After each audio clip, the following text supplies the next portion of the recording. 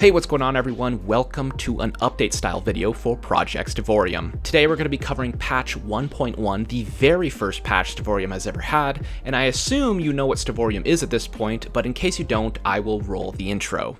Welcome to Stevorium.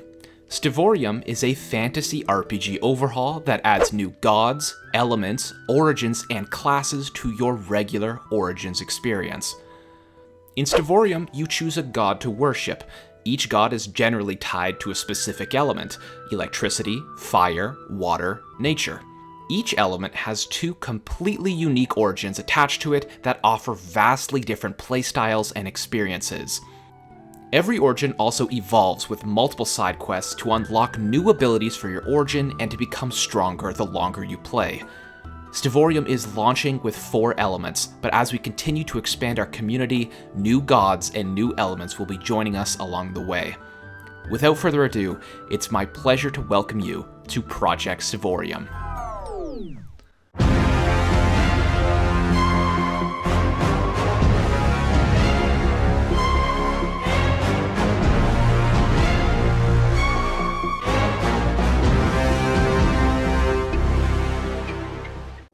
We've been working hard over the past couple months with managing the server, but Mega has allocated some of their free time to fix a bunch of stuff, so I wanted to go over it all in this video. If you'd like to view a written copy, there should be a link in the description for the Google Doc, and that document may actually upload faster and with more information than this video is going to cover. There's going to be things that change even before this video releases, so keep your eye on that.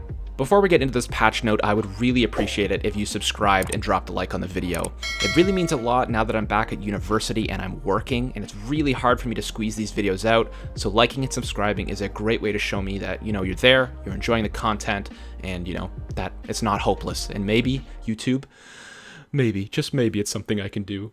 If you're already subscribed, thank you very much, and if you subscribe now, I promise you, you won't regret it. Let's get into the patch notes video, and thanks for watching. The Electrocutionist has lost some of its spark since the starting days of Stevorium, and it's getting a massive overhaul. This overhaul is not in this update, but expect a battery system coming soon, where the Electrocutionist uses fuel from its battery instead of its own hunger. You can also expect a lot more punch in your lightning strikes. The Pyromancer was heating up a little too fast on the Stevorium world and got hit with some changes. The Pyromancer Fireball can now hit up to 5 enemies. This does initial damage and ignites any foes struck. However, it no longer ignites blocks when shot. This was mainly due to people griefing the spawn, and we wanted a way to avoid that. The Pyromancer also got a hit to their frail penalty, making them have 3 less hearts than normal rather than just the regular 2. The Pyromancer was the strongest origin by far on the Stevorium launch, and we hope it's in a more balanced position now. The Pyromancer's ultimate is now semi-functioning.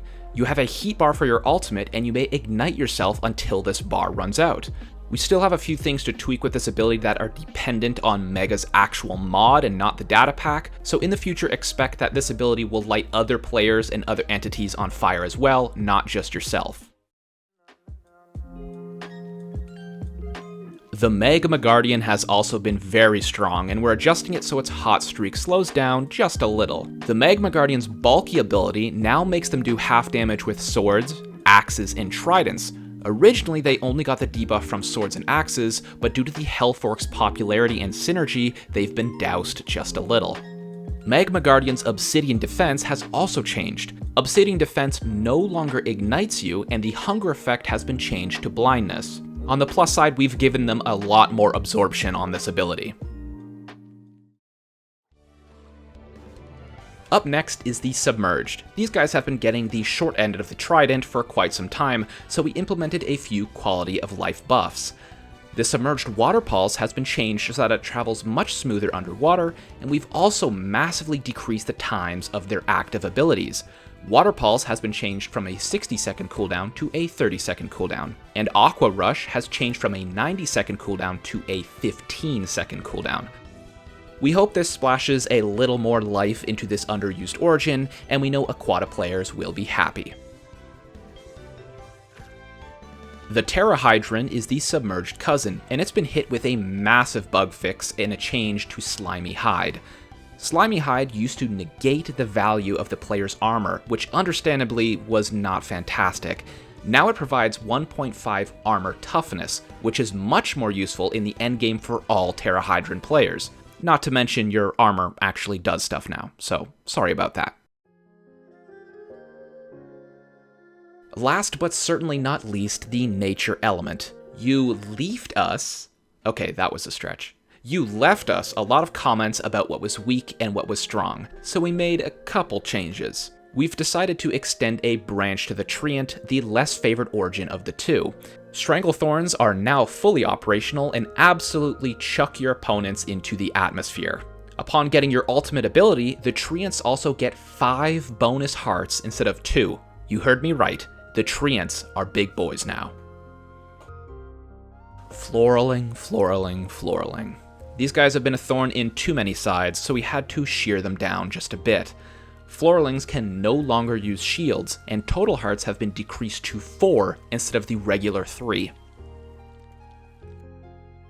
Besides the origin changes, you can now find a plant shop outside the /warp mall, and we're also selling the unobtainable hammer from Better End along with Heart of the Seas. Thank you so much for tuning in to patch 1.1.